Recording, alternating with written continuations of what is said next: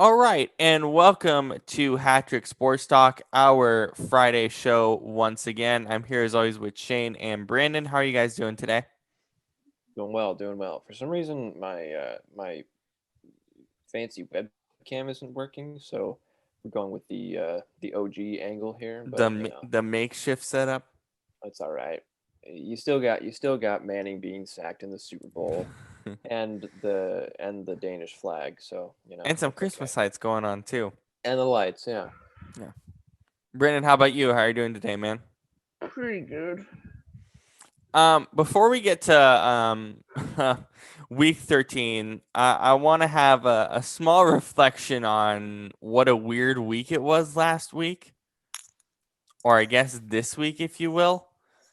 That was bizarre to watch a football game on Wednesday.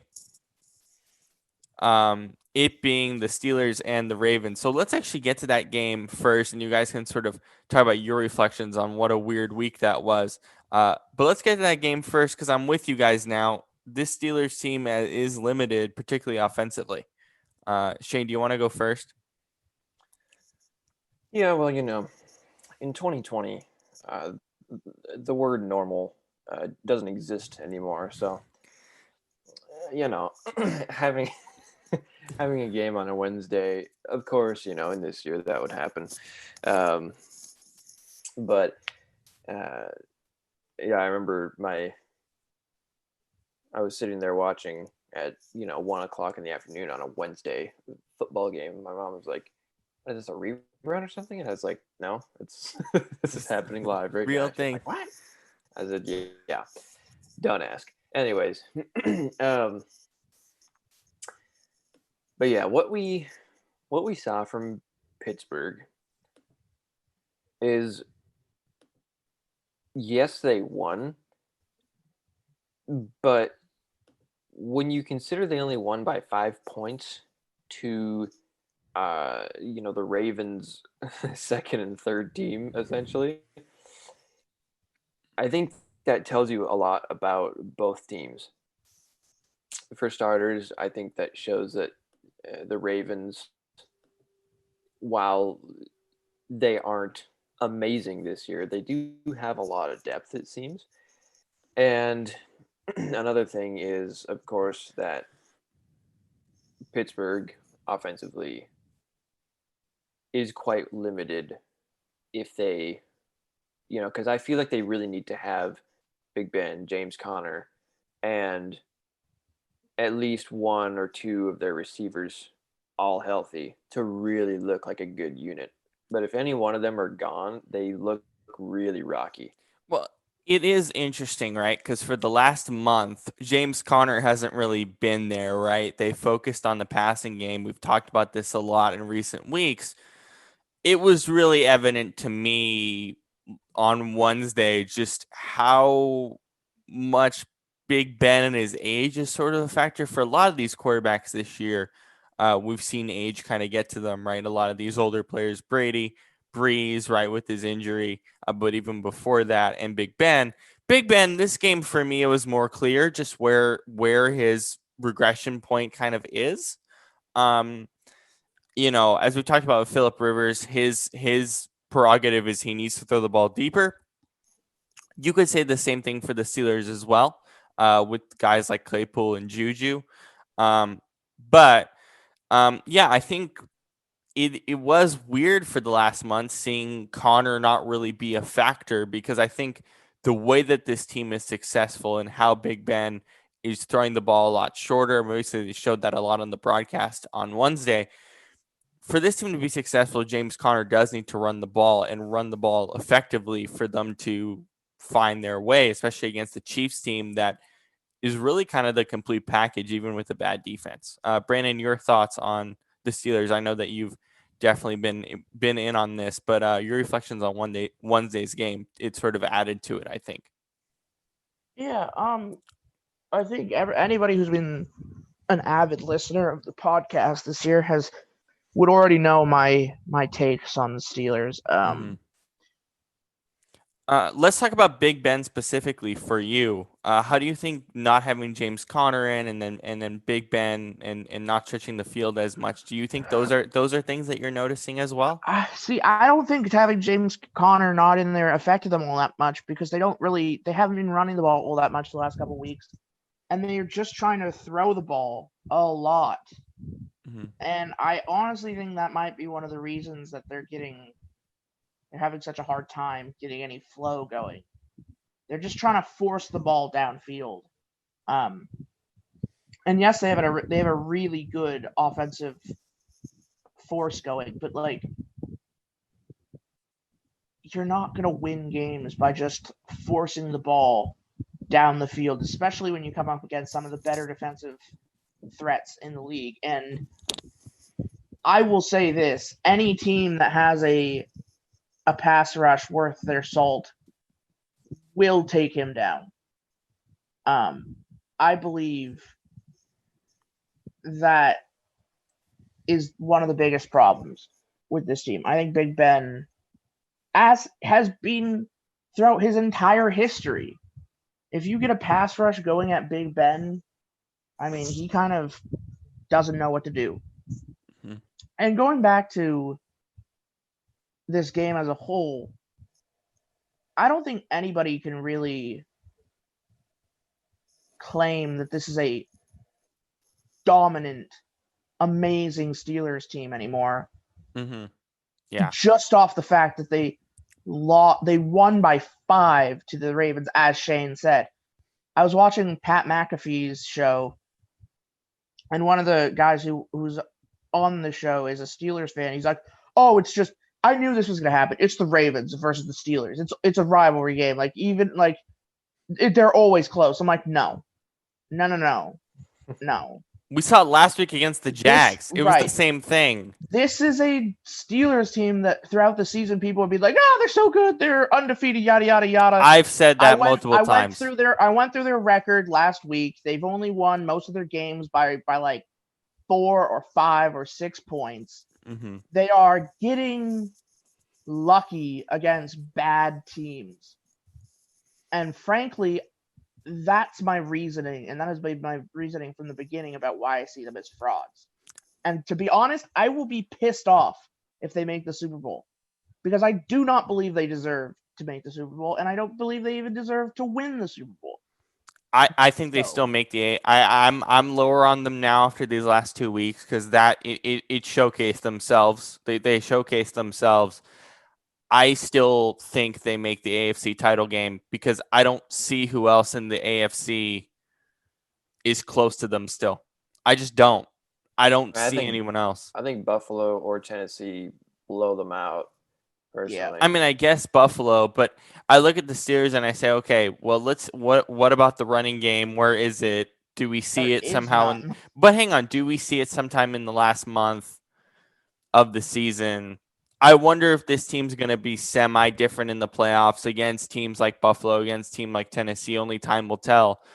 But as of right now, I'll push them lower and say they're an AFC title team probably, but that might change over the next few weeks because, yeah, this team's rough. The only My team whole in the AFC thing. that's really solid right now is the Chiefs, and I guess you could say Buffalo, but they have been up and down throughout the year as well. So my whole thing is I'm intrigued by I think it's week 16 Sunday night football game is Mhm. Buffalo versus the Steelers.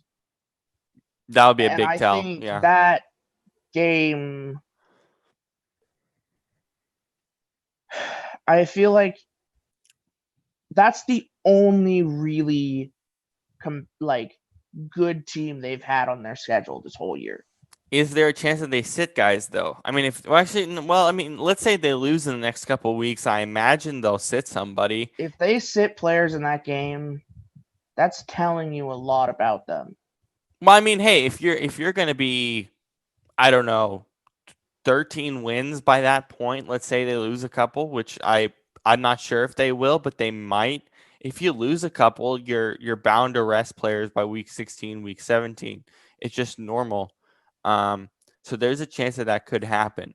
But yeah, Uh, I don't see them winning the Super Bowl. I just don't. I think they have too many teams in front of them that they haven't played this year. I mean, they play Washington, they play the Bills, the Bengals, the Colts, and the Browns. With Washington, you mentioned the pass rush. This is something that we keep harping on. This Washington team has a good pass rush, so that'll be interesting on Monday afternoon.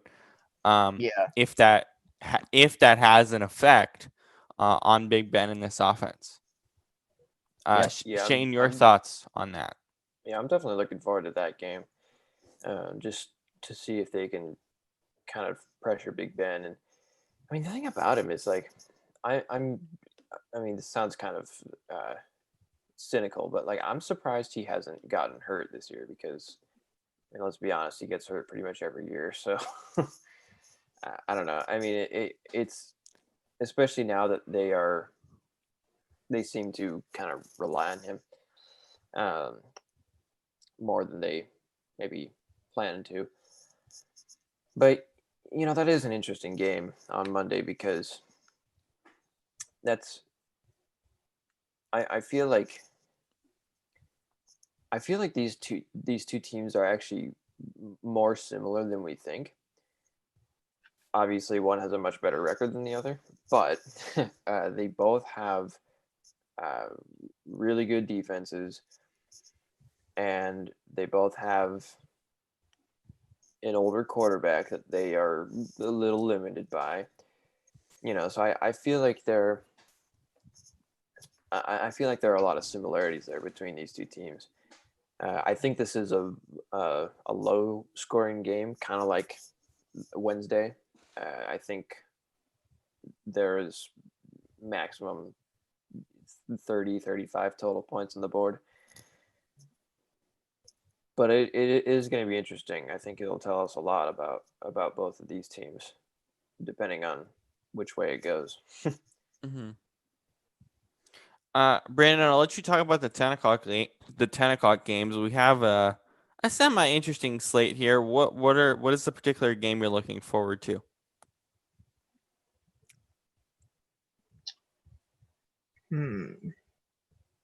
Well, most of these games are kind of meh. Yeah.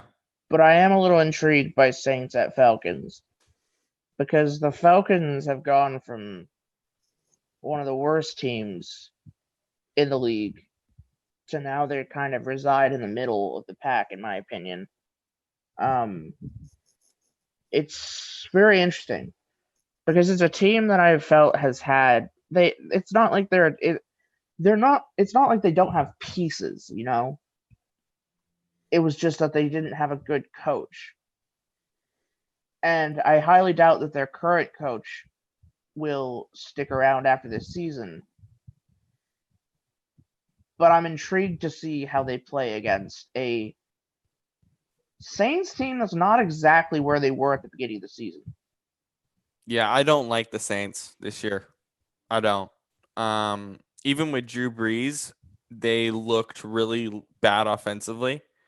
Michael Thomas hasn't been tremendous this year, obviously with his injuries, but he hasn't been that good even with Taysom Hill. It's this like Drew Brees does seem same thing like as Big Ben, just a bit limited, and this offense can't really stretch the field. I don't know if it's ever been a stretch the field offense, but it even with Taysom Hill, it does not look very good. They're at kind of the bottom echelon here in the NFC for me. And they've kind of been like that all year. Brandon, your thoughts on the Saints? Yeah, so I'll be honest, at the beginning of the year, I thought the Saints were one of my top teams for the Super Bowl. But I think, as unfortunate as it is, I don't think Drew Brees gets one last shot at a ring. Well, he already has one. I don't think he needs and some people say like, oh, it'd be great if he could get another one. But the fact is he doesn't really need another one for him to be a Hall of Famer. Yeah. I mean, he's done so much. This team is rough. it's not great. A lot of these teams with older quarterbacks are kind of say the same thing because they're all in similar spots, right? We've seen the regression point amazingly for every single one of these older quarterbacks where it's the same thing. Can't stretch the ball down the field. Makes the offense a lot more limited. Shane, your thoughts on the Saints? This is where I disagree with you guys. I still think that they're a good team. I mean, depending on what happens with Breeze in the playoffs, I don't know how good their chances are. But throughout the season, I've never really doubted them. I mean, they have allowed the fewest points per game. They are fifth in, or sorry, they've allowed the fewest yards per game, and I think they're like fourth or fifth in points allowed, and then on Well, yeah, that offense, defense is good, but no, and then on offense too, they're like fourth in total points, and I think like 12th in total yards. So they're not bad. But I do think it is a bit of the Steelers' problem where they're a little limited with the deep ball. But I mean, I still, again, it depends on the quarterback situation, because depending on if Taysom Hill does good or not, starts to get better. I mean, I don't know how he's going to do against, a good defense in the playoffs. Like, I don't know. I mean, Breeze is more likely to come back in the playoffs, but like if he doesn't come back before then, like it's gonna be rough to just put Breeze out there in a playoff game right out the gate. Yeah, especially with the for NFC. sure. I mean, I think it's hard for me to. It's hard for me to make like judgments or predictions about them until we really know what's happening with that. You know what I mean? Mm-hmm. Or know when they end up, or when Breeze comes back, this and that. So I don't know. I mean, I know what you guys mean in terms of not thinking they're that good.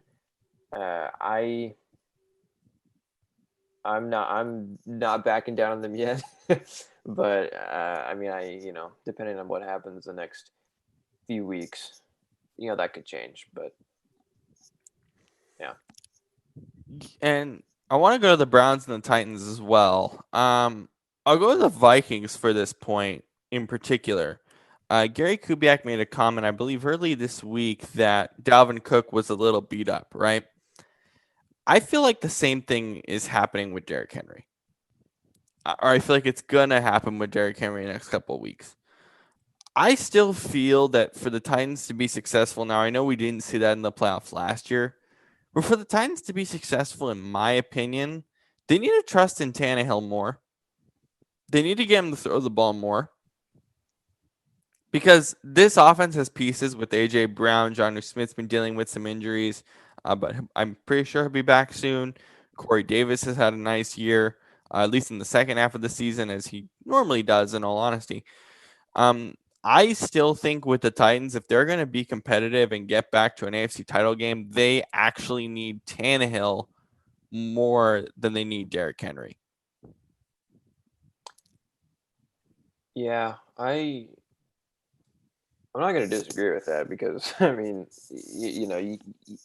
with a guy like Derrick Henry, right? He's such a physical runner, and no, he doesn't get injured much, if at all. But when you have somebody like that who is constantly taking those kinds of hits and putting himself, through people, whatever, I mean, it adds up over time. And yeah, he looks great now, but I mean, realistically, how long does that level of play really last when you're like that. I mean, it's hard enough now for running backs to stay in the league for more than 10 years. So, add on top of it just the physical nature and the beating that he always takes. Not to mention that he gets a lot of carries because they, like you said, they rely on him. I just don't. I mean, I don't know. I don't think he'll be as good as he is now for very long. I think he's really only got like maybe another year at this kind of a prime, and then he'll start to taper off because, like you said, they rely on him too much, and unless they can get Tannehill more involved, I don't see that changing. But like you said, they got. I mean, that offense is pretty good. They've got, Tannehill has proven that he can be successful in this offense, and like you said, AJ Brown, Johnny Smith, whatever. I mean, he has options to throw to, right? Yeah, and this is part of my frustration with the Titans every week. It's like, okay, but like Tannehill's not a game manager. He's capable of throwing the ball. They need to give him more opportunity. I still feel like they need to trust him more. Brandon, your thoughts on it? So I don't think it's necessarily trusting them more. It's just the fact that think about it. They have Derrick Henry. Like, look, I get it. Like Tannehill, he's been great, but wouldn't you, if you have arguably, in my opinion, the best running back in the league, feed him every game? I wouldn't use him that much. Well, here's the thing. Nobody's stopping him. So, like, why would you just throw the ball and risk turning it over when you have Derrick Henry, who has killed the game this year? He's scoring so many touchdowns. He's killing it. I don't think they need Tannehill. I think personally they need Derrick Henry to continue to do what he's doing. And honestly, I don't know if there's a run defense in the league that can stop him. I mean, yeah, it's the thing is like it is effective. I just don't think if they're. I'm looking down the road here. It's not sustainable in the playoffs. It's not. Or not even in the playoffs. They did the same thing last year, though. I know. The thing is, though, like you look at power backs like him, if they run at the level they do, for the amount of carries they do, they don't play this well for very long because they just get beat up. So, I mean, I don't know. For this season, sure, whatever, go ahead. But like, if this is what I'm saying is if this is their plan long term, then I'm concerned because to me this is not a good long term strategy. Because eventually he's going to get beat up, he's going to get weaker, and people are going to stop him. So, I don't know. I mean, he is definitely hard for people to defend, especially a really good rush defense, because I mean he's just a tractor. But I mean, I don't know. I just worry about, I guess, like this, like I said, the sustainability of something like that. Mm-hmm. But I mean, I'm with you. I don't know what rushing defense would be effective against him, because the best rushing defense in the AFC is probably Indy. Yeah. I guess. Yeah. It would be, yeah. And well, look what happened there. So, yeah, I don't know. It's an interesting situation, but he's obviously a great piece, but I mean, running the ball, that's only half of an offense. You know what I mean? At the end of the day, so yeah. My worry is actually more towards the playoffs. Because yes, you're right, Brandon. They did it last year to great success. I don't think they can do it this year. I think I really feel like they need Tannehill because at some point it's gonna slow down. Like there's a reason why a guy like Dalvin Cook and Derrick Henry are so similar and why they're top 2 in rushing. It's because they get all these carries and I think what's happening with Dalvin is coming up for Henry as well, where I don't think it's gonna be injuries, but I think he's actually gonna get weaker down the stretch, for something we've never seen necessarily from Derrick Henry in his career, but it's going to happen at some point at this pace. And I actually feel like it's not just going to be next year where you see it. I think you're going to see it in the playoffs. I mean, it's possible if they're saying that. You said what the coach came out and said he was a little sore or something. Well, I know. Well, I'm mentioning with Dalvin Cook, right? Or with Dalvin Cook, they're very similar in terms of the fact of their usage rate, correct? So Yeah. Gary Kubiak saying he's definitely beat up a little bit. I see that same potential from Derrick Henry because you look at them top 2 in rushing. It's mostly they're amazing running backs, but if you look at just like statistical basis, they are very similar in terms of usage rate. So Yeah. that's where kind of my head is at. We've talked about most of these teams in the 1 o'clock slate. I do want to talk about the Seahawks, though. How does this week's schedule affect your view on them, particularly defensively? Because I'm really not sure how to quantify, particularly this defense. We know how great DK is. We know how great this offense is. But of course, the main struggle throughout the season has been the defense. For these last few weeks before we get to the Rams and the Niners at the tail end, how do you quantify this defense against these teams that in the NFC East that are honestly terrible? Brandon, your thoughts on that? I kind of, in a way, I see it as kind of like a warm up for the defense. I see it as a way for the kind of. I see it as a way for the defense to kind of like work to get like locked in and ready to go, running up to the end of the season and the postseason, with the playoffs and everything. Because I mean, I personally feel like this defense is already taking a step above where they were before. You might disagree, Robert, but I actually agree. If you look at this I team, agree. Wow. I know, right? So it's interesting. Colin Cowherd, he did a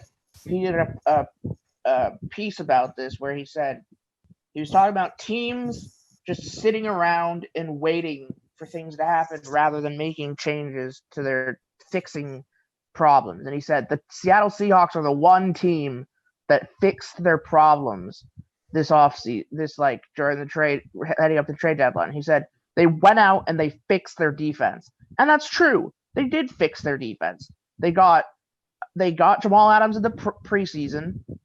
They got the year before they picked up LJ Collier, who is being a beast now.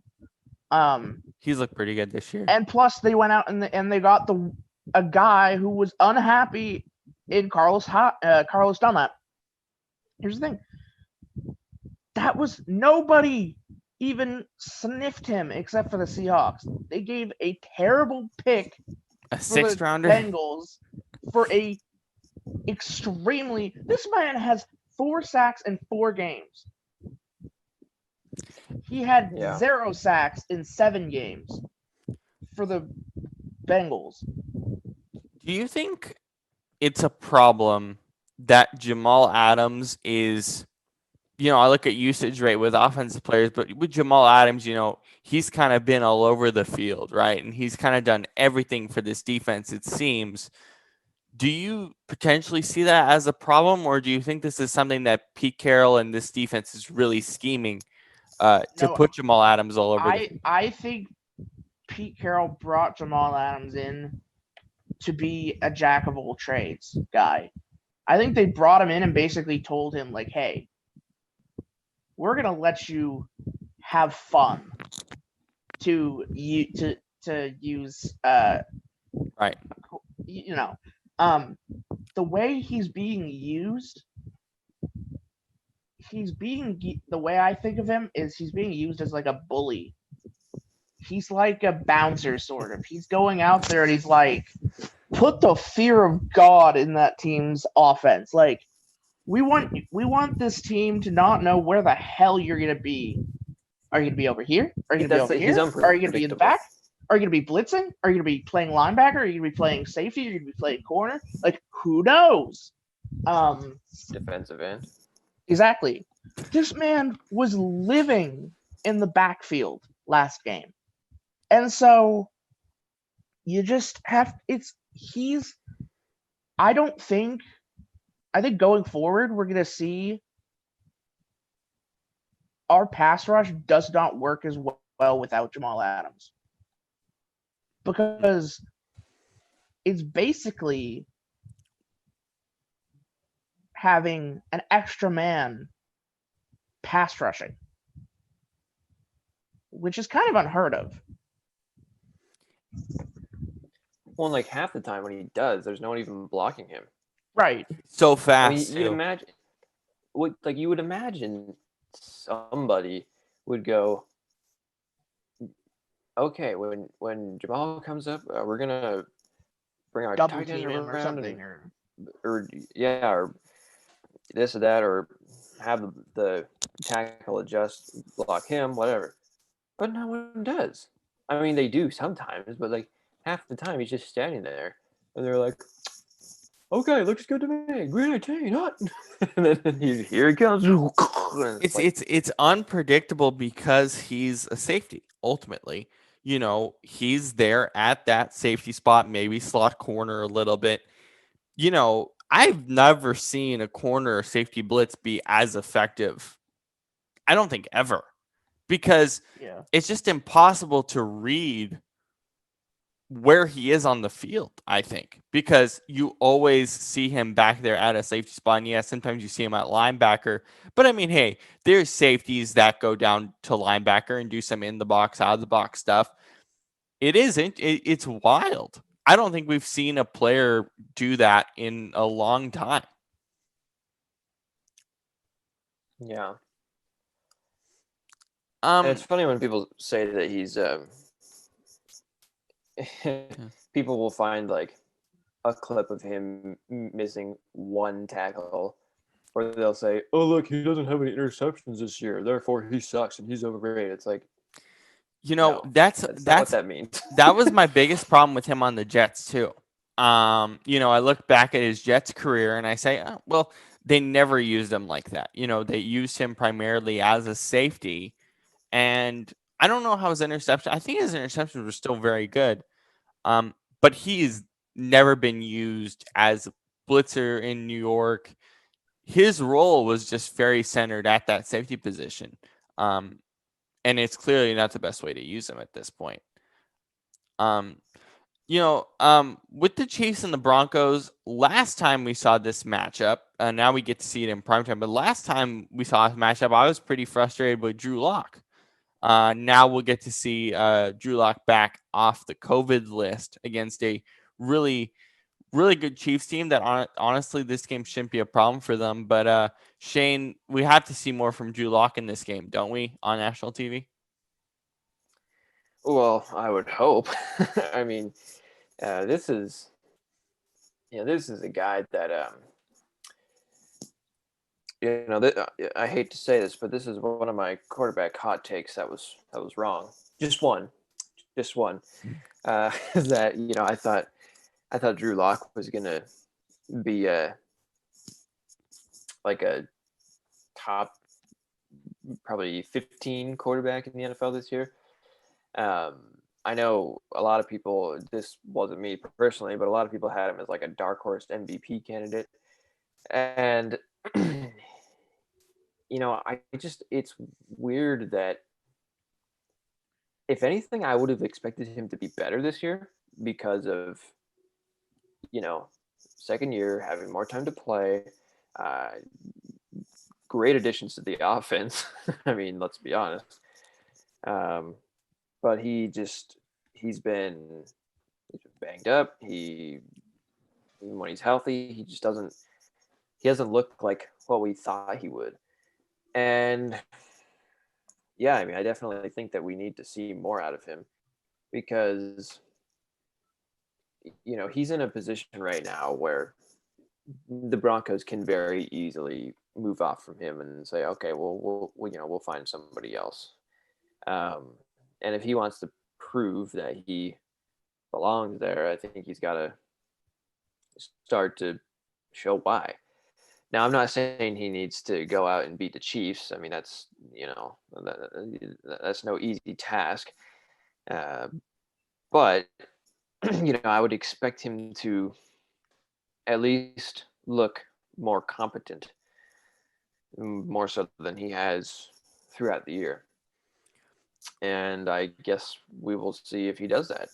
I mean, I certainly hope. I enjoyed him at the tail end of last year, but we'll just see. I guess I don't think this is the best game to necessarily judge him by, just because again it's the Chiefs. But the rest of the season, it'll be interesting to see what happens.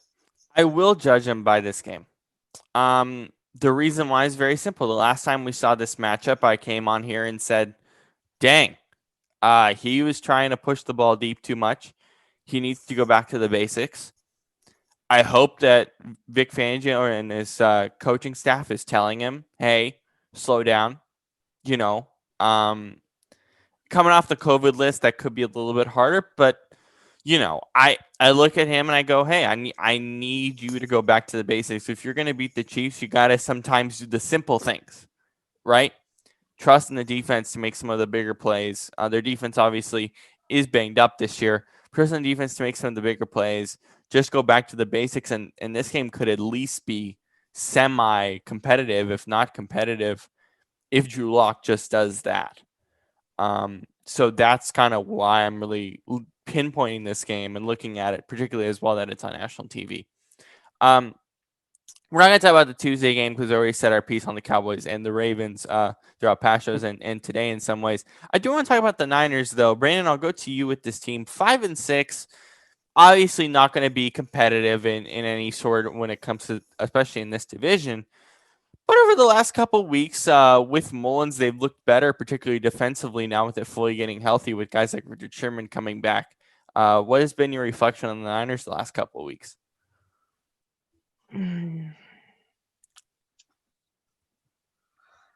Niners. They are mediocre at best. At 5-6, I don't think they really have a super special awesome win this year. They are,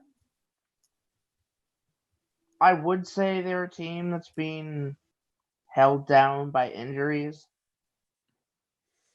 But 20 guys on IR. Hasn't that been the excuse given to them the last 2 years though? Right, but 20 guys on IR. I'm kind of done with giving them the excuse of injuries. Look at the Seahawks. They get so many injuries every year and they fight through it and they still manage to be at least 10 and something or 11 and something. You look at the great teams. They get injuries, they keep going. I'm sorry. The 49ers, I think the future is nigh for them. I believe that the 49ers, they had their time in the sun, and I believe that they are going to have a hard time finding their way back to the spotlight, because I think Robert Saleh is going to leave for better pastures. I think he's going to take a head coach job. I don't know if he'll be any good as a head coach, but we'll see. I think they're going to have, and after that, I think they're going to have a really hard time bringing in a guy who's as good as Saleh on the to fill his role. Because here's the thing. Yes, the 49ers are good, but there are so many more tantalizing positions that will open up for these big name roles. However, this year, I don't know. I think Jimmy G's job is kind of done in San Fran. To be honest, I think Nick Mullins has actually might have played his way into the job. I would disagree with that. I I don't. don't like him that I much. don't think it's either of them. I don't think yeah, I think Shane. I agree with Shane. I don't think personally any of them will be the guy for the future. I think what they're probably going to do is they're going to take their draft pick and use it on a quarterback. And I think Jimmy G, personally, where I would like him to go, I would like him to go running back to New England, because I think he That'd would be fit in interesting. there well. Because think about it, good O line, lot quarterbacks there hardly ever get hit, or at least those that stay in the pocket hardly ever get hit. And obviously, he was liked there. I mean, he worked well in New England. But I think this game is going to be just a shellacking from the beginning. I think Right. Bills are going to do whatever they want with the 49ers. It's not going to be a game. See, I think this is a really unique situation where you had 20 guys on IR, or even most or a good portion of your team on IR the whole year. I've actually been semi impressed with the Niners this year. Obviously, not to the level of where I expected them to be a Super Bowl team this year. They're obviously not there. Jimmy G getting injured as much as he has, I think you're right. I think he has the ability, as I talked about last week, to get traded. Even with that contract, I think it's actually a lot smaller than people think. And I think they'll find a way to move him. But you look at how this team has played, particularly this year, particularly the last couple weeks. I have been impressed because of all the issues that they've had with the injury bug, and them still finding a way to be 5-6 at this stage. Better than teams like, obviously with the Jets and a few others. Even the Chargers at 3-8, but not being as healthy is pretty impressive. Looking at this team long term, yeah, I don't know what they are long term, at least defensively speaking, because again, not fully healthy. But obviously, guys like Richard Sherman are probably out the door. You're gonna have Bosa back, which is huge for them. But it is gonna look much different, as you said, Brandon, with Robert Saleh probably being gone next year. I don't know what this team looks like in the future. I think it all depends on who's under center. But they're in a much different spot than they were a year ago. And a lot of it, honestly, is injuries, but a lot of it too is just the fact that Jimmy G, in some way, I think, is not consistent, and that's been a problem for them pretty much throughout his whole time there. But we'll see what happens. I think it all matters who's under center for that team. Yeah, I'd love to see him go to. I'd love to see him go to New England, or I would still be intrigued to see him Dallas. and Dak swap. I feel like that would be really interesting on both sides, but I mean that seems less likely. But What are your I thoughts can on them? dream. What are your thoughts on the Niners this year, particularly the last 2 weeks, Shane? I mean, I'm kind of with Brennan here. I mean, yes, the injuries suck, but I mean, they've been dealing with that for 4 years now, and they've never, they've had this problem, but they've never adjusted. They just go, oh, injuries, whatever. It's like, no, do something about it. You know what I mean? Mm-hmm. Which they don't. It's And hard when you so, have 20 guys on IR. That's kind of my point. Like, I don't think any team can withstand that. well, yeah, I know. But in any case, I mean, I was expecting them to definitely take a step back. I mean, I said in the preseason predictions that I thought they would go 11-5. Clearly, that's not going to happen. But but it's I think injuries are a big reason why they aren't doing as well. However, even besides that, I didn't like a lot of the moves they made in the offseason. I just wasn't super keen on them from day one, even before all the injuries. I felt like Sherman was a little bit washed. I still didn't truly trust Jimmy G for that organization. Uh, Running back situation has always just been a mess. Let's be honest. um, Obviously, they got rid of Sanders for whatever reason, and then getting guys like D Ford, getting them out of there. Who's the other guy? DeForest Buckner. Yeah, DeForest Buckner's kind of the main guy, and then they got rid of Quan Alexander for Kiko Alonso in the midseason, which I didn't like at all. But that was mostly salary cap issues. That's a huge problem with this team too long term. Is these salary cap issues are still a problem, even without Jimmy G there. So yeah, I don't know. I think it'd be interesting to see him in New England though, because because now that Brady's out of the building, I feel like it'd be interesting since we're starting to see that with Cam there that Belichick he's not really a total grouch. He's actually kind of relaxed sometimes. And I mean, obviously Jimmy G's like Mr. Cool, or at least he acts like he is. So I don't know. I feel like that'd be kind of a funny dynamic, but yeah, we'll see. Yeah. Keep in mind that Cam's contract is just for this season. So right. There's ample opportunity for New England to make moves at that position.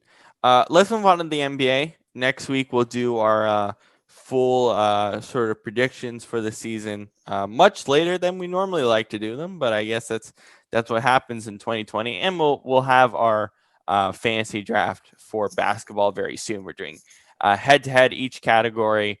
We're doing 9 categories, all the normal 8 categories, including turnovers. We'll have our whole crew in for the draft in about a couple weeks' time here, probably. But we'll figure that out at a later time. But let's talk about a few big moves and some of the more interesting team construction or teams that kind of made some changes in the offseason. We'll start with the big trade, Russell Westbrook for John Wall. It was just Russell Westbrook in exchange for John Wall and a 2023 first round pick with a ton of protections on it, which says a lot about these two teams and their sort of situations.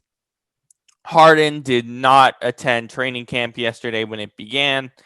He's looking very, very hard at Brooklyn, according to all reports. He is very much likely to leave the team pretty much any minute now and get traded to probably Brooklyn. This trade, to me, this is the only trade that these two sides could have made. It really is two players with terrible contracts on the back end of their career. Only trade they could have made. No, like Westbrook to the Knicks, which you heard a lot about. Props to the Knicks for not getting him. Thank you. We'll get to the Knicks in a bit. I mean, and for the Rockets, it's really been a fall from grace, but we'll get there. But honestly, it's just the only thing they could have made. It doesn't do anything for both sides. I mean, the only thing it really does for the Wizards is put them in pretty much a playoff position, or at least a play-in position at this time. Other than that, with the Rockets, I don't know about John Wall's health. How's that going to work? It's really just the only swap they could have made considering the contracts.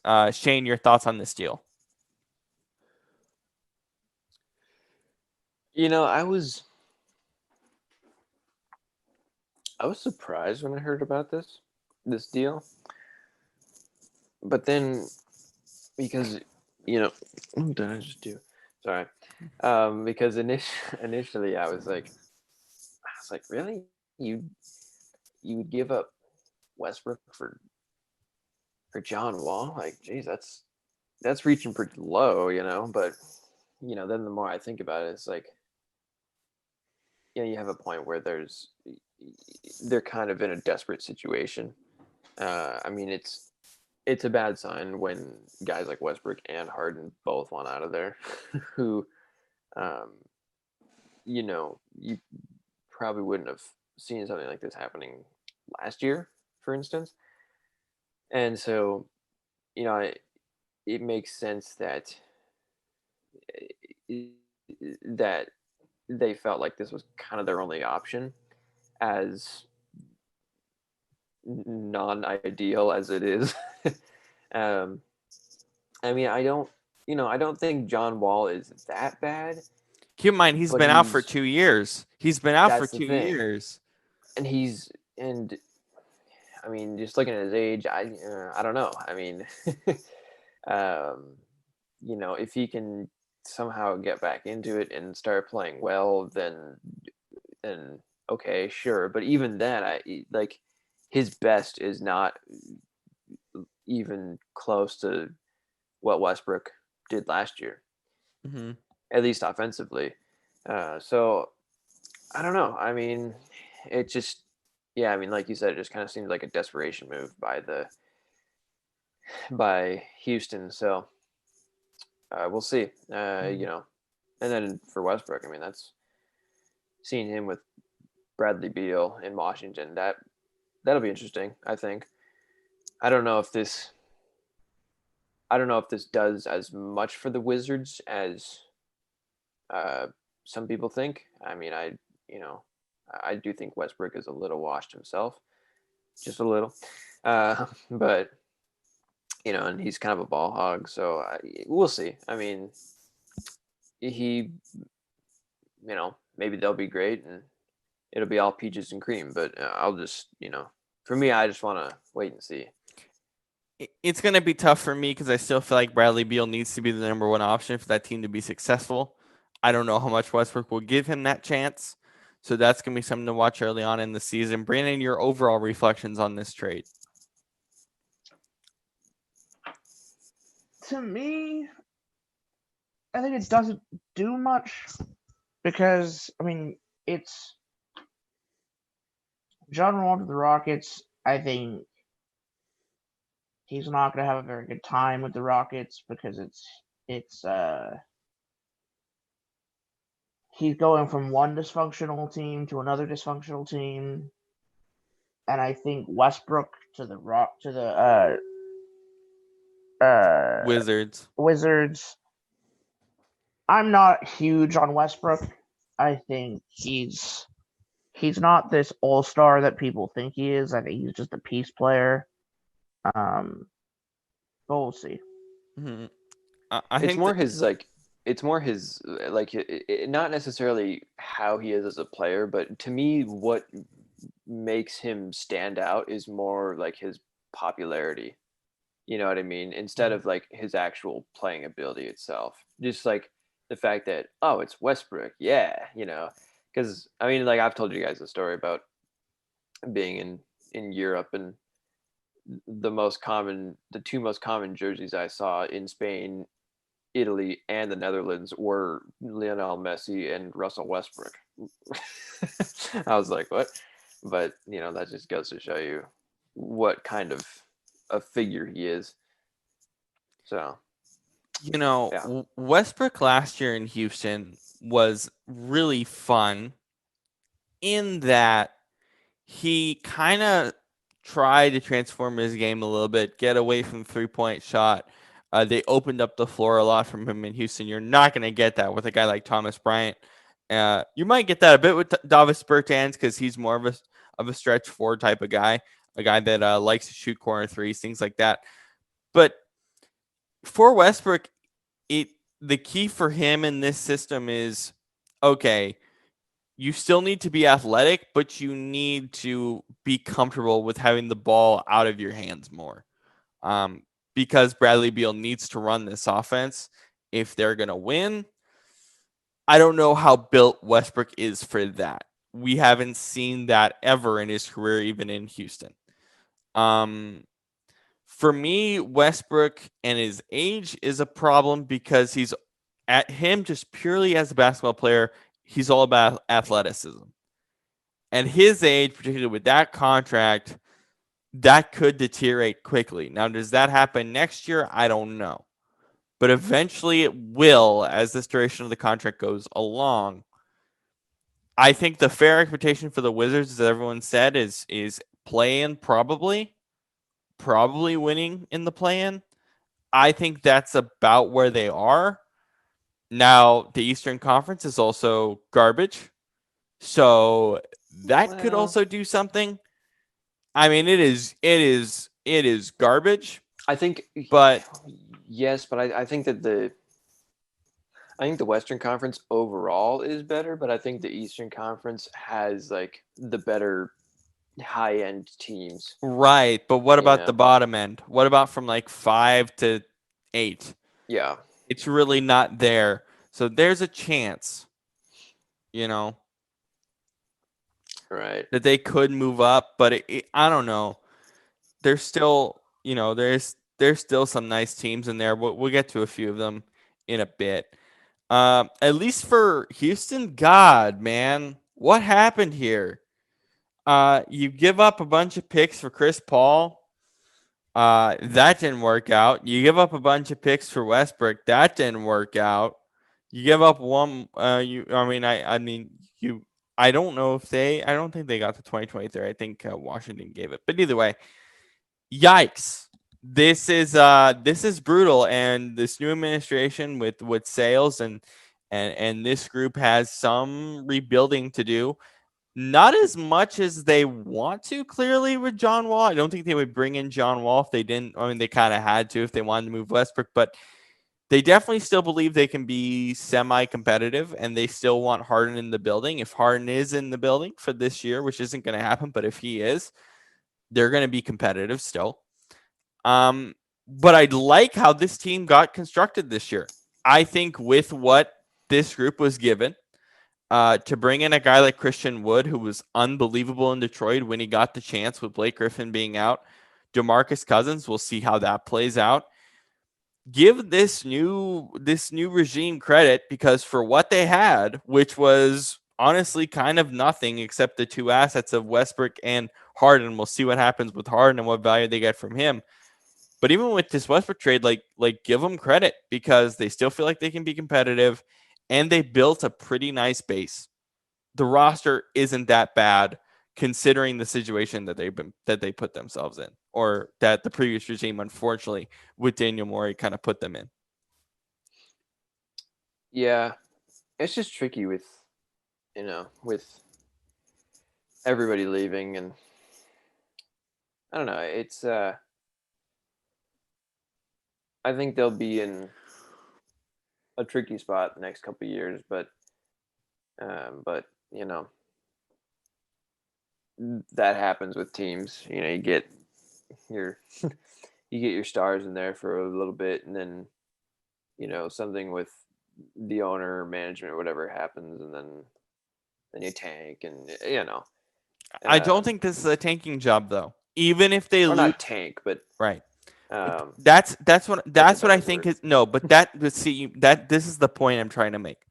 This is what I find so intriguing about Houston with this new regime. They are not in the position of tanking. They've built this roster to not tank. I don't think they'll, even if they make the playoffs, they're not going to be good, right? Let's say they move hard. Yeah. They're not going to be good. But there's building blocks here. There is something here, building blocks wise, regardless of everything that happened. Look at what this new regime has done. If they can get the front office right, I think. And I think they have. I think this offseason proves that they have. Yeah, but awesome. I think with everything with Harden, that's all said and done. That was previous regime that was like, okay, yeah, I don't think he likes the direction where they're going, but that's fine. I think if you're looking at it from an outsider's view, I look at Houston and I go, there is a direction here. I'm not sure what it is necessarily, because it's not a tanking direction, but it is something. It is stable, if nothing else. Let's go to some teams that I sort of selected that I wanted to preview a little bit more closely. The Clippers.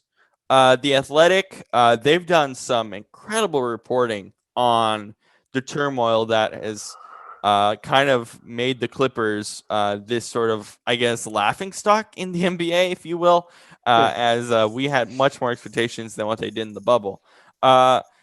This again goes back to the preferential treatment that Kawhi Leonard and Paul George had. There's some wild things in here. They were given personal security guards, trainers, power over the team's schedule and practices.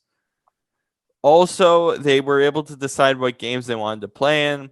Leonard was also allowed to live in San Diego, leading to flight delays for the Clippers and additional personal space for a pregame routine, which often kept female staffers out of the locker room for 20 to 45 minutes. The preferential treatment here is actually amazing and horrible because the fact that they're delaying flights because Kawhi's living in SD, and more specifically the practices to prevent your whole team from practicing is just insane. They came in and clearly ruined this team's chemistry last year, and that's why you saw guys like Montrezl Harrell leave to go to the Lakers. Brandon, your thoughts on this report? You know, it makes me wonder if this is how the Clippers got Leonard. You know, I believe it is. Because I was, you know how shocked I was that Leonard left the Toronto. Like, they were in a position that they would have, if he was going to stick around, they were going to pay him big. They had a supermax slot for him too. They were going to give him that money. He was going to be a god of Toronto, basically.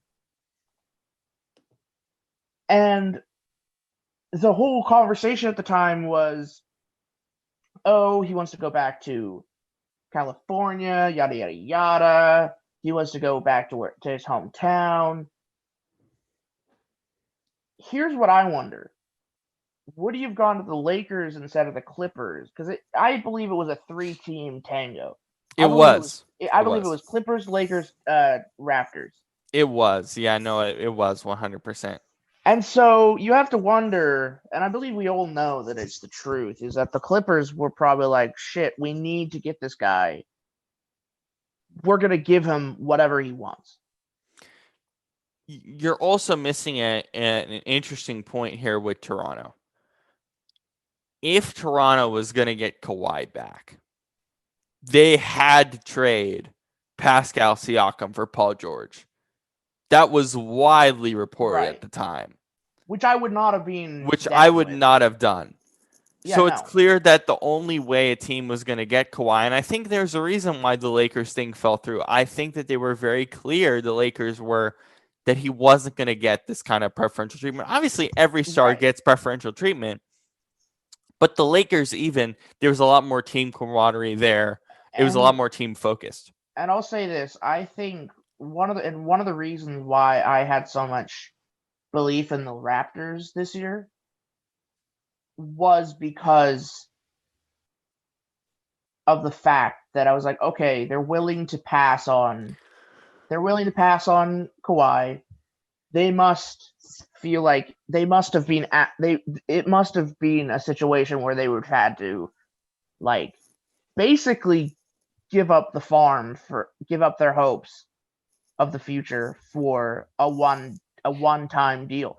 Because honestly, if that's what had happened, if they had traded Siakam for Paul George, I would have been pissed. And a bunch of picks too. I would have been very upset because I would rather the Raptors have a team that they can build off of and possibly win it again in a couple years than do a one-time run and flop out. Or like a 2-time run, because probably the contracts would still be the same. Which is what I think is going to happen with the Clippers this year. I think they're going to make it back. I think they're going to have a pretty good regular season. But, I mean, they flopped so hard this year in the playoffs. Mm-hmm. It's just, I believe the Clippers are a team that's always they're always running off of desperation. They're not a team that's willing to make that, to do the long-term build-up. They're going for the big plays, the big score, the let's do it right now. And you know what's even more interesting too when you look at the Clippers before Kawhi got there the year before. Remember that Warriors series? They were very competitive in that series, and I think everyone thought they just need a couple stars here and they can be really competitive. And obviously they were, but there was a lot of sort of extra turmoil there. Shane, your thoughts on this report? Well, it's interesting to say the least. I this is just, I think, yes, of course you give, some sort of preferential treatment to your stars, as we said. But at this point, I mean, this is just nuts. Like, they were basically running the team, it sounds like, with all this stuff, you know what I mean? Which, when you put all that into the power of the players, two players at that, one that doesn't even live in the town that you're based out of, things are going to get messy. And I think, like you said, it definitely led to a riff in their chemistry because, I mean, why, if I was in that situation, if I was not, not Kawhi or PG, but if I was, Patrick Beverly, Lou Williams, how would you feel? sure, anybody, I'm a good player. I've been on the team for a few years and I've contributed, done my thing. And then this new guy comes in living 2 hours away, and we all show up on time, and he said, oh, sorry, I'm gonna be there half an hour, I'm stuck in traffic. Instead of that, now we're just waiting for him. I'd be pissed. I'd be really pissed. I'd kind of hate the guy. Not hate him, but I don't know, I'd be like, okay, well, why are we doing this for him, right? So I don't know. I think it's weird that they gave him this much, you know, let his leash be this loose, if you will. Because I feel like Brandon said, it just kind of felt like a desperation thing. Mm-hmm. Whereas, it's like, why did they feel like they needed to get him so badly that they were willing to do all this stuff? Because in my opinion, it wasn't really worth it. I mean, they, like you said, they kind of fell flat last year at the end of it. So Mm-hmm. I don't know. It's weird. Yeah, I mean, I don't I don't know where they go moving forward or what things look like. We'll see. I mean, it could be they could realize what they did, and Kawhi Leonard can either stay in LA or, if he does stay in San Diego, he can show up on time and be a grown up and be a leader or whatever. And then maybe he can kind of regain the trust of his locker room, or he just will continue to not care and take his money, and that'll be that.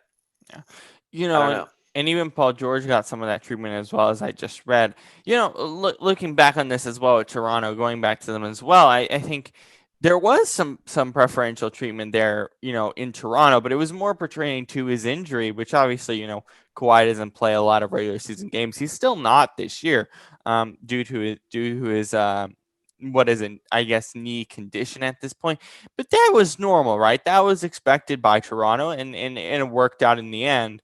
There were rumors of like private jets and stuff like that with Toronto. So there was clear that Kawhi and his uncle, who's kind of his main management, wanted some of this stuff, some of this extra stuff. And I think that's why the Lakers and the Raptors particularly went out. But I think with the Clippers, they did feel like they were in that championship contender part, and they still should be in that spot. But yeah, this preferential treatment ultimately was too much, and I don't think they realized the amount of riff it was going to cause within the organization.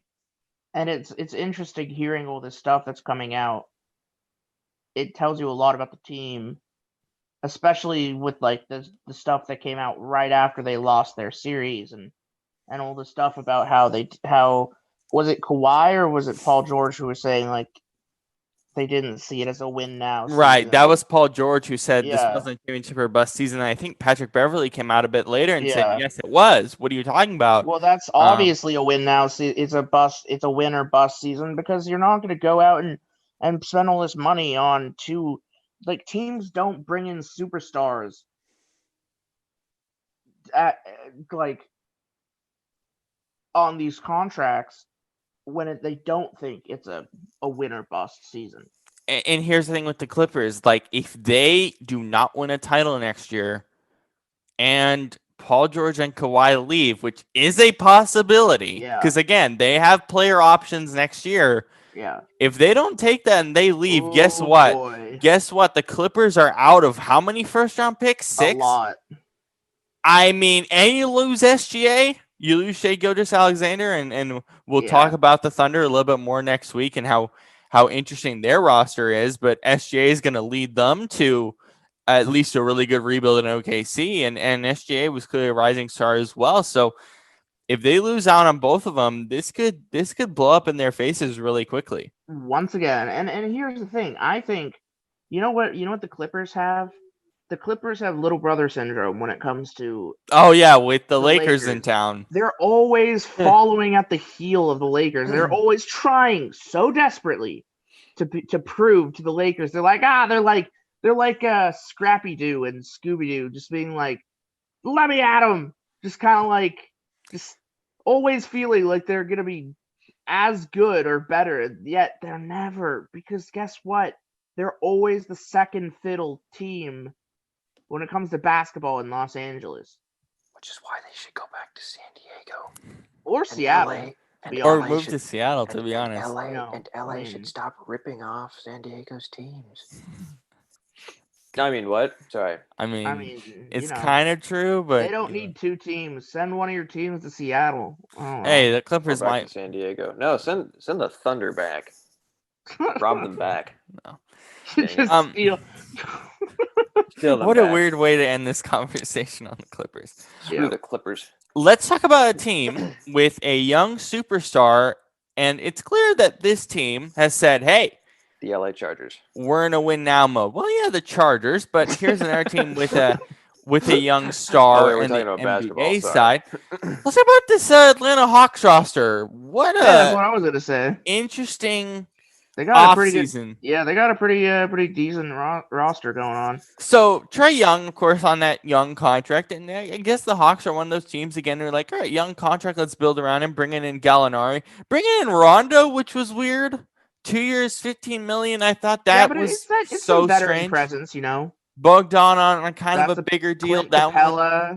Clint Capella, which they brought in last year, we'll see how healthy he is. John Collins, his role might diminish a little bit, and Chris Dunn to get some of those steals. This team's constructed really well overall, but I still thought the offseason was really weird just because you put Bogdan on a big contract, bringing Gallinari and specifically Rondo. I don't know how Rondo is going to fit with this offense.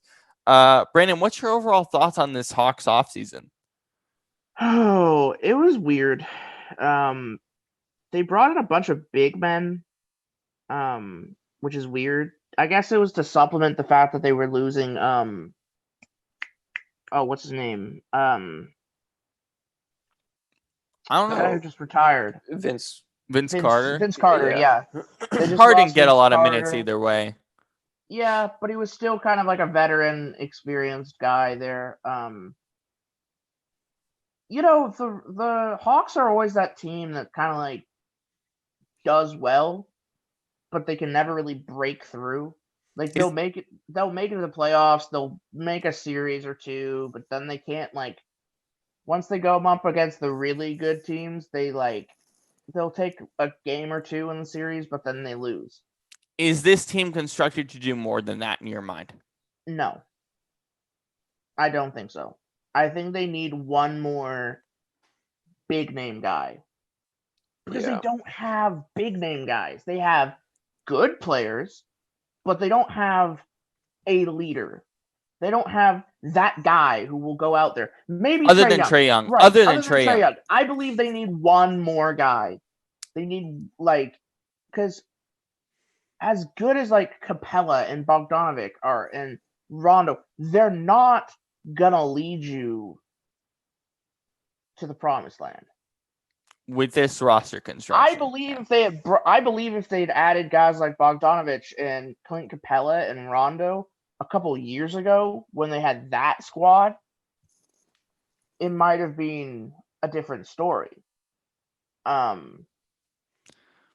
I don't know. I don't see them. And to be honest, NBA is very hard to make claims about teams at the beginning of the year because on paper a team can be like, oh, they don't have it, but then maybe they'll have the best chemistry in the world. I don't know. So on paper, the word for me with this team is weird. I love the players on this team. I'm just not sure who's going to be up, who's going to be down.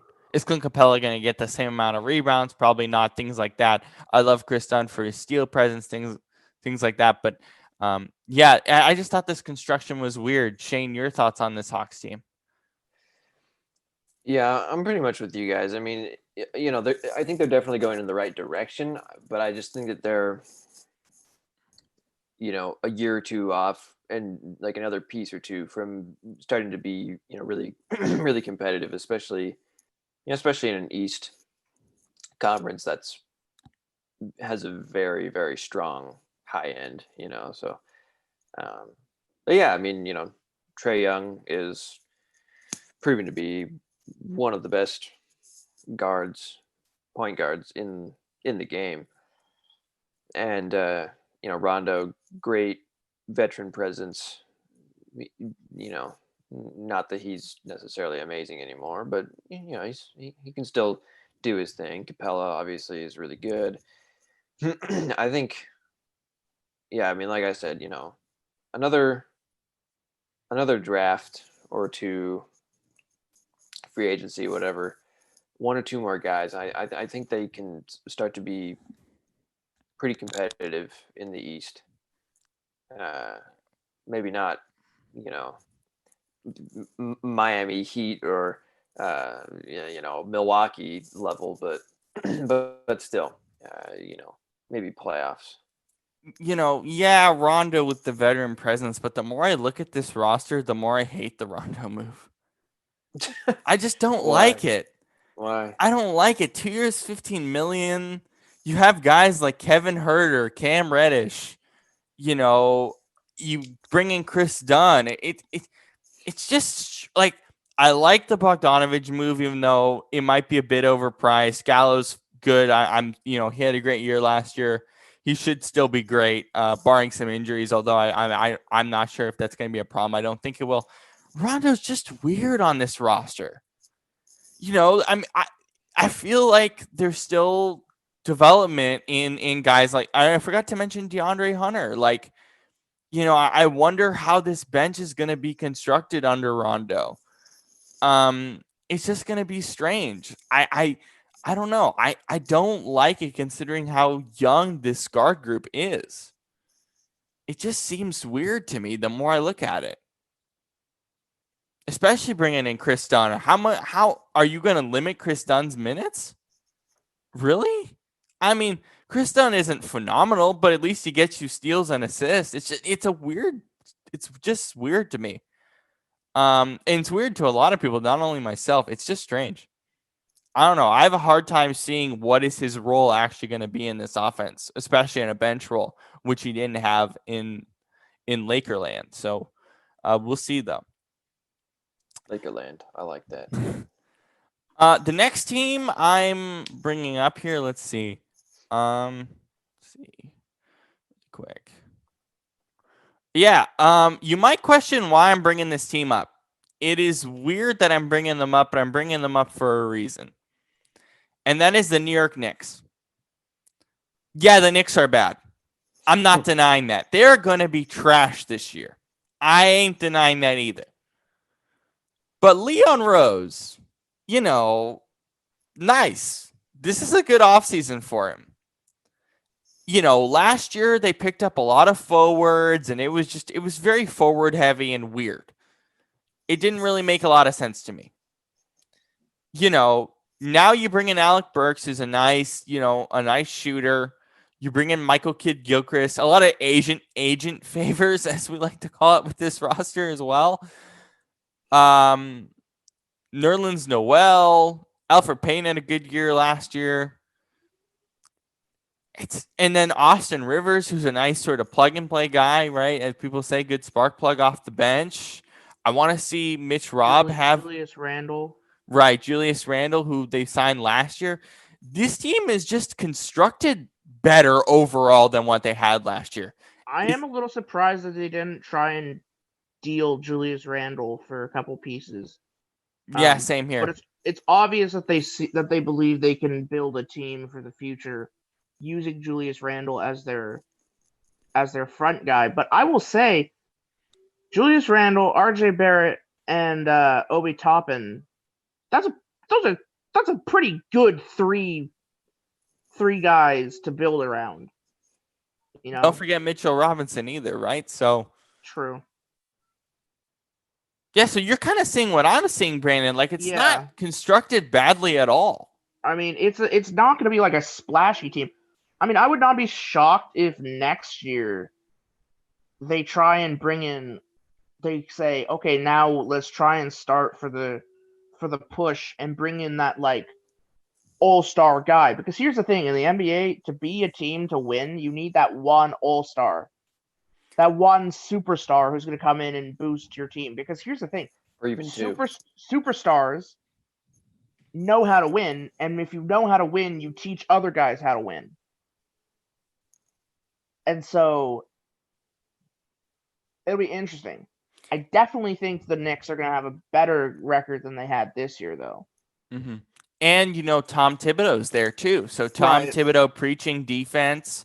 It is a weird team for Tom Thibodeau. I'm not going to lie. It's more of an offensive team, but... I mean, that's kind of where the league is going anyway. Yeah. The main thing with the Knicks is play your young guys, please. Yeah.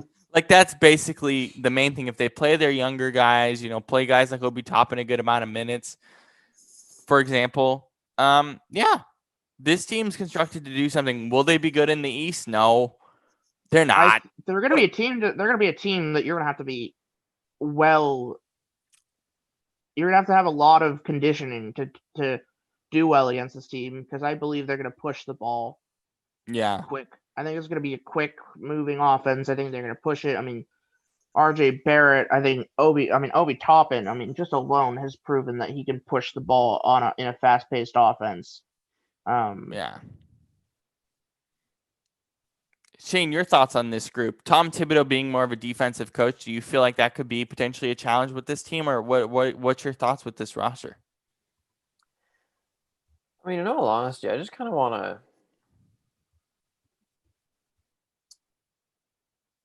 I kind of want to see them just play and see what happens, because they got. No, I'm not expecting them to be anything special. They need, like you guys are saying, they need a couple more pieces. But they look like they could be on the right track. So I don't know. I mean,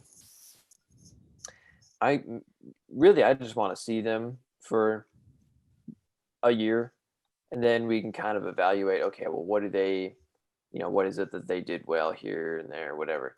And then kind of build off of that and see where they go, because that'll be the interesting thing to me. And I don't know. I mean, I'm obviously not expecting anything out of them this year, but I mean, is anybody? Let's be honest. So yeah, it's a very young group. They definitely need a star or even two. I don't know how or when that would happen, but it's. I think that's kind of what needs to happen, Right. So. New York's an attractive market, and considering what Leon Rose has done with this group, if they're showing they're on the right track, a superstar, an all-star down the road, in a year, maybe 2. I don't know. Yeah, they could say, hey, Would be here's this interested. spot. Here's this spot in New York, big city, and the roster's constructed well. That's clearly what their goal is, and ownership's a problem, but that doesn't seem to be a concern for them. They're on a better track than they've been in a long while. And they could be super fun. They could be kind of like Charlotte Hornets type fun last year, where, yeah, they're bad, but they're really fun because they push the ball. They could be really interesting to watch and actually could be a fun league pass team this year as well. Let's move on now to the Milwaukee Bucks. Now, my question with Milwaukee is simple. With this supporting cast around Giannis, are they in a spot where they can win a title with this supporting cast or no? Drew Holiday comes in. Chris Middleton. DJ Augustine's here too. So you feel like with this bench, or I mean, Drew Holiday is going to help out Giannis tremendously, but do you feel like the supporting cast around this team is good enough to win a title, Shane? Realistically, I would say no, because if history tells us anything, just looking at the last couple of years, even though they didn't have Drew Holiday, they still had Giannis and Middleton. You know, I mean, it's like, yet they still fall flat. You know, I think that, yeah, Giannis is a star, and he's like their star figure, which is great for them. But if you look at other teams, like the one that I always think of is Miami, right? Because I think that Miami, no, their star isn't as good as him, but their supporting cast is excellent, right? They lost Jay Crowder, but overall the supporting cast is solid this year as well still. Yeah. And so I don't know. It's just looking at them, the fact that when they get to the playoffs, they can't seem to beat the team that is more complete than them. For instance, Toronto in, what was that, 2019, Miami last year. You know, it's in the regular season, it's a little different. They seem to, I mean, I think like last year they beat the Lakers in the regular season, but that's not the playoffs, you know? And so I think that's the biggest issue for them is, can they beat the guys with the bigger supporting cast? And yeah, honestly, I don't know. I mean, you know, Drew Holiday, yeah, he's a nice addition, but you know, but is it going to be enough? And I feel like it won't be. Just looking at teams like Miami or I don't know who else is there in the East that would be good for them. Yeah. Toronto, even. I mean, that'd be a competitive matchup for sure. I don't know. We'll see. Brandon, your thoughts on this supporting cast for Milwaukee?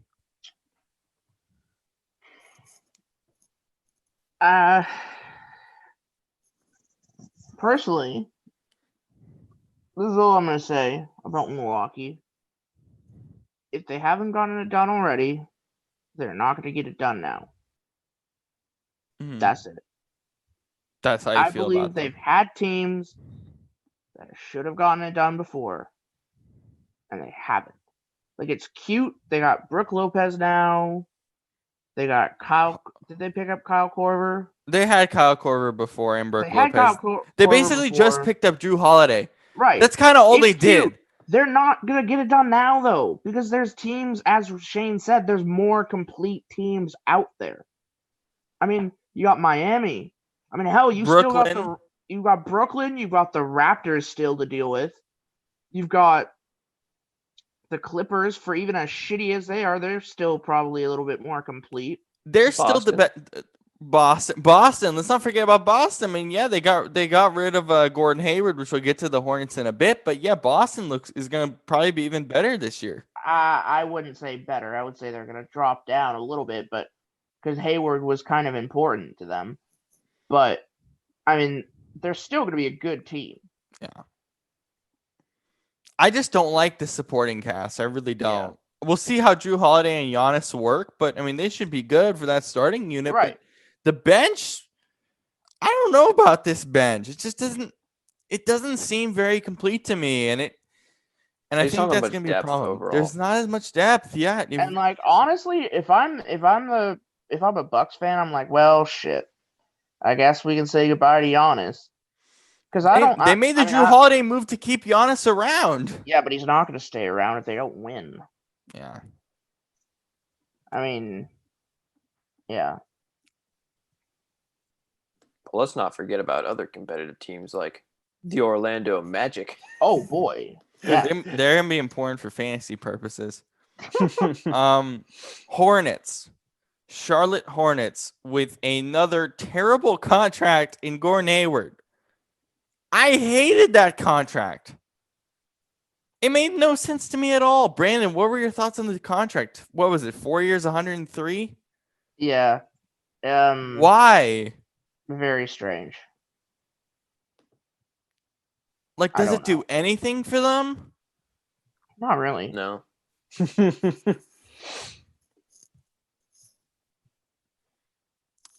We'll see how this guard play works too. LaMelo, Devontae Graham, Rozier. The guard play is going to be fun. PJ Washington had a great year last year. Malik Monk, still expecting more out of him. But Hayward there, other than for fantasy purposes, it doesn't make any sense. It just doesn't, especially when you have like Nick Batum's trash contract that they had in the past. Like, they got rid of in the offseason. They have to pay Gordon Hayward this $103 million. They have to pay 3 more years of $9 million each to Nick Batum. Like, what's going on here? They don't know. Shane, you don't think they know? What are your thoughts right now? No, well, yeah. I mean, of course they do, but maybe they don't. I don't know. This team continues to amaze me, and not for good reasons. I'll just say that. Yeah, I don't know. It's weird, but I mean, LaMelo Ball, Gordon Hayward. Yeah, I mean they're fine additions, I guess, but and like you said, where do they really fit in? I mean, LaMelo probably fits in as the primary guard. Where does that leave Rozier? I still am pretty high on Rozier. I mean, yeah, his numbers were a bit of an uptick. He's not I thought he was actually a lot better last year with the Hornets just because he got more playing time. Now he's probably going to come off the bench. How's that look for him when you're paying him about $20 million? It's just strange. It's weird from a contract perspective. Where last year watching this team, I really liked them. I liked where they were going. Maybe I'll still like them this year, but it's still strange. Brandon, what are your overall thoughts on this roster? I don't like it. It's very random. You want to talk about a desperation roster? This screams desperation roster. I mean, LaMelo Ball, Gordon Hayward. We've already talked about why the hell would they take LaMelo Ball. Right. We spoke about it. We were confused as heck because yeah. Gordon Hayward is like a veteran pick. It's like $103 million for a veteran. Right. He's like, well, but think about it this way: you're the Hornets. You see someone who actually possibly might want to come to you, you're gonna be like, sure, take all our money, whatever. Jalen McDaniels, he's pretty good. He's not gonna get a lot of playing time this year, right, unfortunately, with this roster. But like, at least I don't believe. It's very I mean, Terry Rozier, PJ Washington. I like PJ a lot, but his role's going to be a bit diminished now. It's a very old team. You know? It feels older because it's Gordon Hayward. I still feel like they're young, but they're young in some strange way. I don't know. I just hope this team is fun like last year, because this team was fun last year. I enjoyed them last year because I thought they were going somewhere. I thought that roster was really young for a reason, and they had something progressing there. We'll see if Hayward changes that at all. I just Just a don't strange like. roster. I really don't like the pickup of LaMelo Ball. Yeah. I'm not sure what he's going to be for this team. He's going to start, I believe, but I'm not sure how he changes this roster. Yeah, I think overall our thoughts are just like we're just not sure. It's just weird. Yeah. I just can't get over the Gordon Hayward contract. It makes no sense to me. Why? Why pay him that kind of money when he's just not that kind of player anymore? It doesn't make sense. Like, yeah, sure, I agree with you, Brandon. Like, yeah, whenever a guy comes to you, sure you pay him, but not Gordon Hayward, not at that level. It's a weird decision for me. And then right as we spoke about with LaMelo, we're just not sure, but obviously we didn't really like the pick, since they already kind of have their guards, sort of set. Like Graham and Rozier played good together last year. So I'm not sure how LaMelo is going to do that. I imagine a lot of people have LaMelo at the 1 and then Graham at the 2. So we'll see how that works. It's an interesting. That's going to be an interesting mix, with that front court. Let's move on to our next team here on the list, and that is Brandon, your Toronto Raptors in Tampa Bay this year. Due to COVID concerns, of course, with the two countries. But your thoughts on this roster? Not too many changes, but Aaron Baines, and we're looking forward, I think you and I both, to Chris Boucher as he's in for a breakout potentially this year. Yeah, it's not much of a change. I mean, you still got the usual suspects. Still a super deep bench.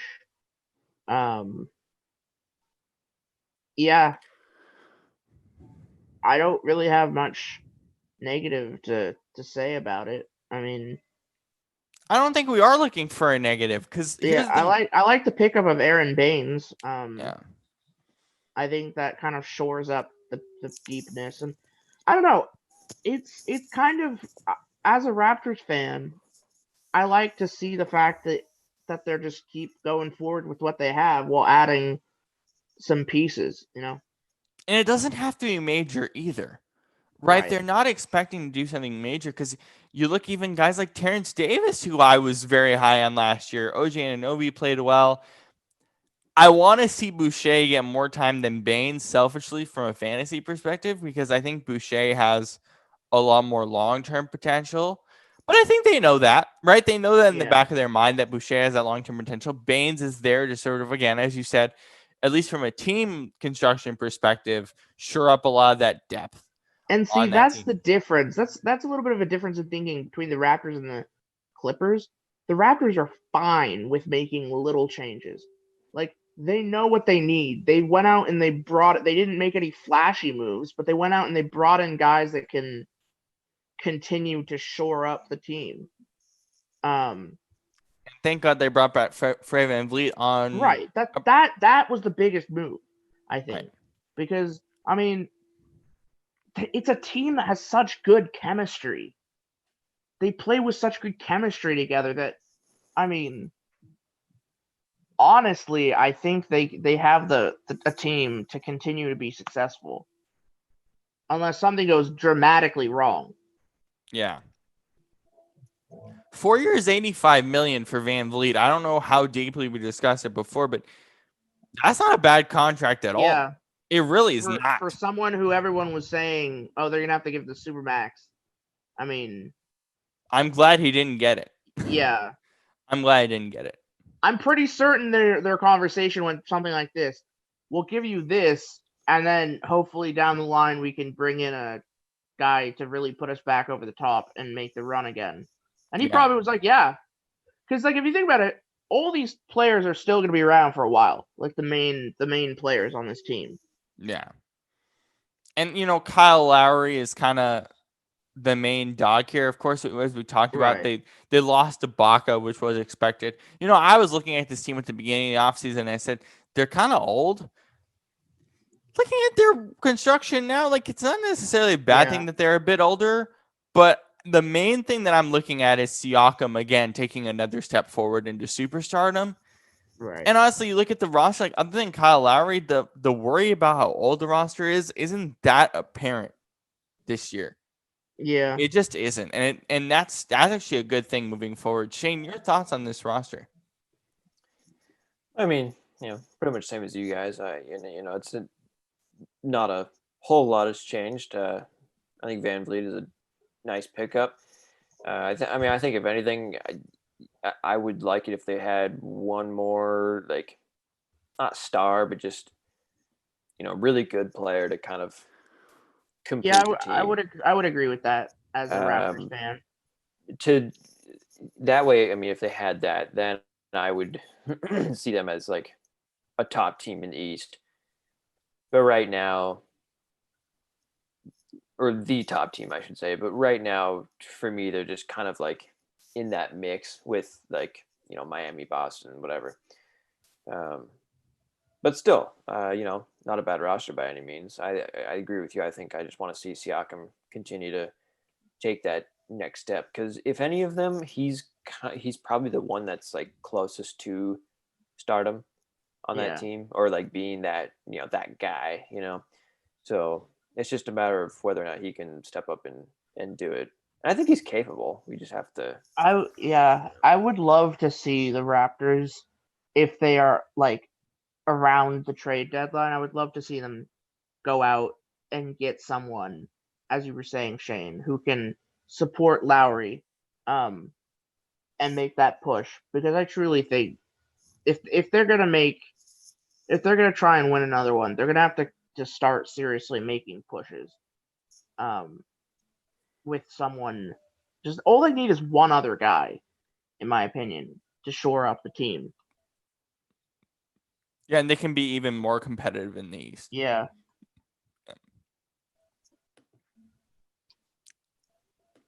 And then let's see where we're going here. And the last one is the team right up the road from here in Seattle, in the Blazers, who are actually going to be the first nationally televised game of the season in the preseason. Yeah. Coming up this weekend, I believe. Yeah. It's crazy that we're doing preseason in December. This roster, is this the year where we need to look at Portland as, do we feel like they're a title contender? Let's put it that way. Brandon, your thoughts. Do you think that this team is obviously bringing back Cantor?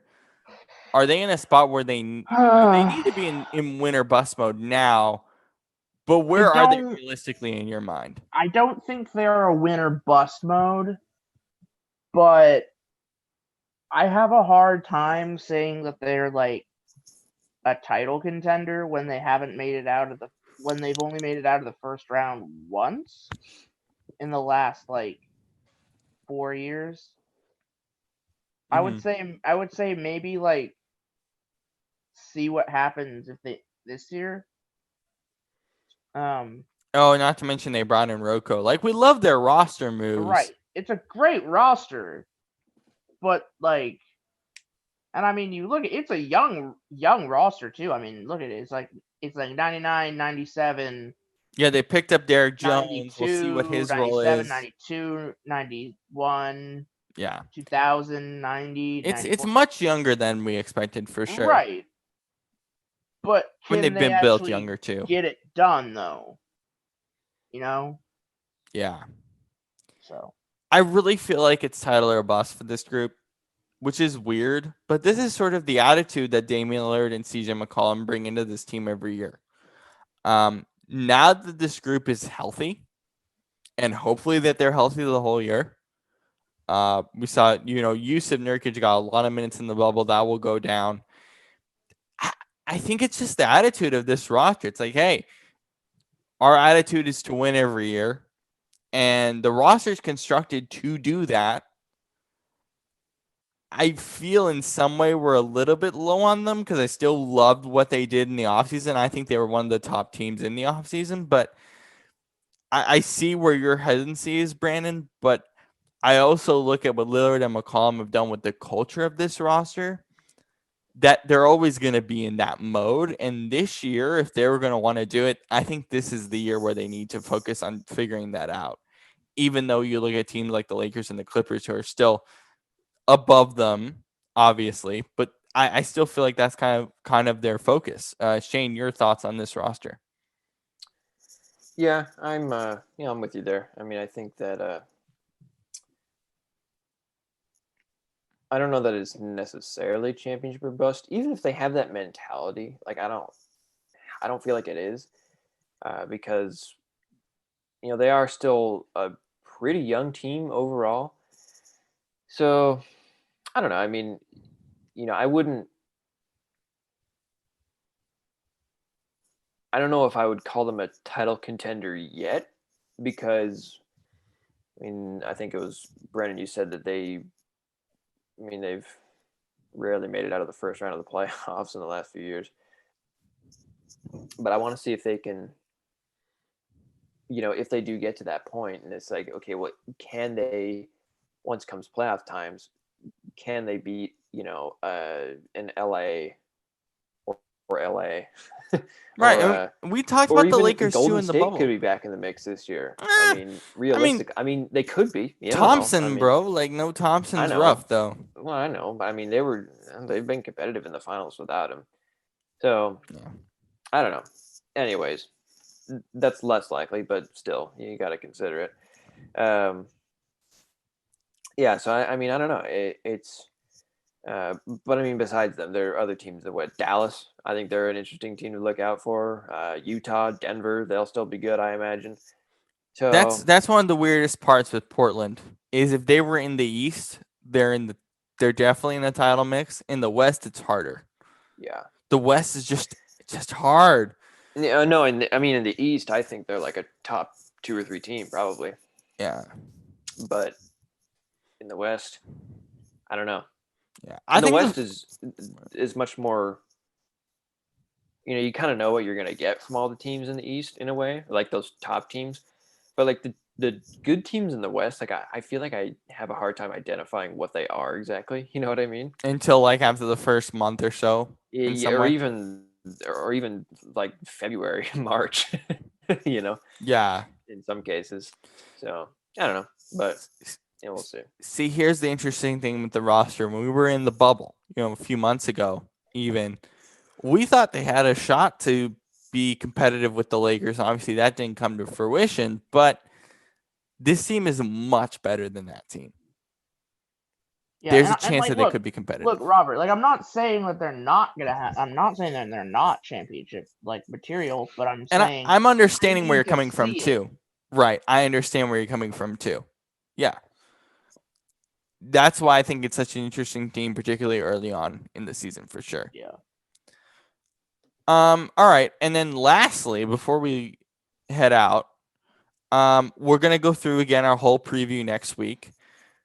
Any matchups over the first 3 weeks of the season that you guys are excited for? Obviously, we get Lakers Clippers. But other than those, are there any other matchups here that are remarkably intriguing through the first 3 nights? I am. There's big nights. There's one game that drops actually on night 1 that I'm kind of intrigued by, which is Warriors Nets? No, it's actually Mavericks versus the Suns. Right, that's the day after opening night. Yeah, that's a great one. Yeah, the day after opening night. And the reason it intrigues me is because I see those two teams as teams of the future. I think it's going to be an interesting battle to see, are these two teams in a position to take their spot take their step into the spotlight? Like, are they ready to like step up onto the platform? Because for me, the question is, was the bubble a fluke for the Suns? Right. Was that 8-game run a fluke? Because they kind of sucked before they entered the bubble. They were Not good gonna to lie. start the year last year, but that was about it. And the Mavericks, they fought pretty well against the Clippers. So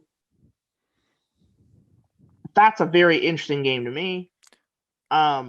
Speaking of the Suns really quick, Yeah, Devin Booker and Chris Paul, right? That's what you're watching for in right. this game Yeah. in particular. Yeah. How do those two mesh together? Yeah.